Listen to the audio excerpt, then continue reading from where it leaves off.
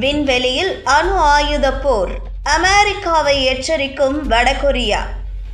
அமெரிக்காவின் எதிர்கால கோல்டன் டோம் ஏவுகணை கிடையத்திற்கான திட்டத்தை வடகொரியா விமர்சித்துள்ளது. இந்த முயற்சி விண்வெளியை அணு ஆயுத போர்க்களமாக மாற்றும் சாத்தியங்கள் உள்ளதாக வடகொரியா கூறியுள்ளது. அமெரிக்க அதிபர் டொனால்டு ட்ரம்ப் தனது ஆட்சி காலத்தின் இறுதியில் செயல்படுத்த திட்டமிட்டுள்ள பாதுகாப்பு அமைப்பு அமெரிக்காவிற்கு அடுத்த தலைமுறை வான்வழி அச்சுறுத்தல்களை எதிர்கொள்ளும் நோக்கமாக கொண்டுள்ளது. இதில் பாலிஸ்டிக் மற்றும் சீர்வேக ஏவுகணைகளும் அடங்கும். வடகொரிய வெளியுறவு அமைச்சகம் இந்த திட்டத்தை சுயநீதி மற்றும் ஆணவத்தின் உச்சம் என்று சாடியதாக வடகொரியாவின் அரசு ஊடகம் செய்தி வெளியிட்டுள்ளது. விண்வெளியை இராணுவமயமாக்க எதுவும் செய்ய தயாராக இருப்பதாக அமெரிக்காவை வடகொரியா குற்றம் சாட்டியது.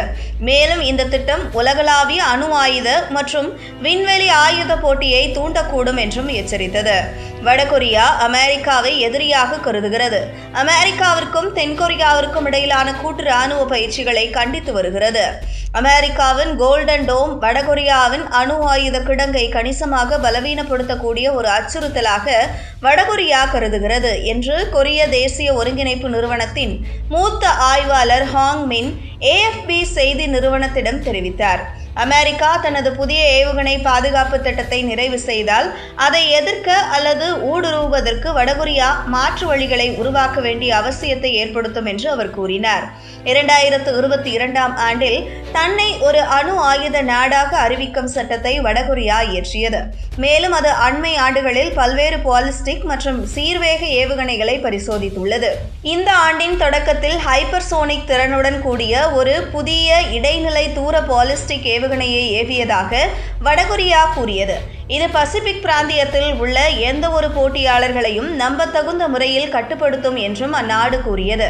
அமெரிக்காவின் கோல்டன் டோம் திட்டத்தை விமர்சிக்கும் சீனாவுடன் வடகொரியாவும் இணைகிறது.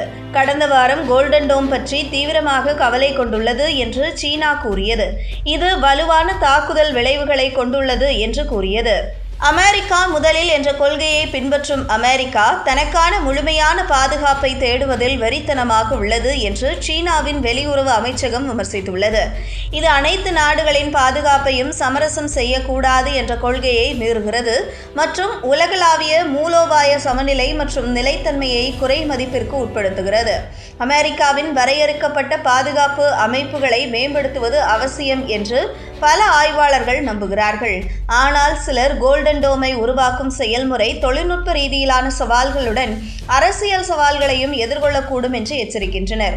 அது மட்டுமல்ல, அமெரிக்காவின் கோல்டன் டோம் தயாரிப்பு மொத்த செலவு அமெரிக்க பாதுகாப்பு பட்ஜெட்டின் பெரும் பகுதியை எடுத்துக்கொள்ளும்.